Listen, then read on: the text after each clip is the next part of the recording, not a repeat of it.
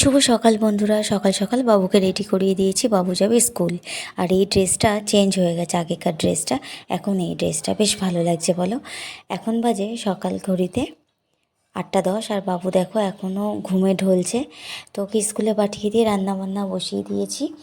আজকে দেখো করছি ভেন্ডি আর আলু একসাথে ভাজা, কারণ ভেন্ডি ভাজা আমরা খাই, ছেলে কিন্তু ভেন্ডি খেতে চায় না, ওর জন্য আলু দিয়েছি।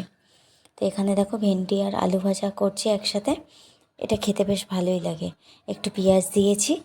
তো এখানে ভেন্ডি আলু ভাজা করছি, আর করেছি আলুর চোখা, হালকা পেঁয়াজ ভাজা করে শুকনো লঙ্কা দিয়ে এখানে আলু সিদ্ধ মাখা করেছি।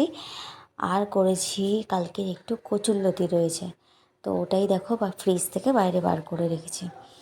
আর করেছি পটল ভাজা। আর করেছি কালকেরে দেখো এই যে একটা লাইলন টিকা মাছ ছিল, তো ওটাকে গরম করেছি। আর এখানে রয়েছে স্পেশাল খাবার, জানো তো, গরমের স্পেশাল আম ডাল। দেখো দেখতে কি দারুণ লাগছে না ডালটা, খেতেও কিন্তু খুব সুন্দর হয়েছিল।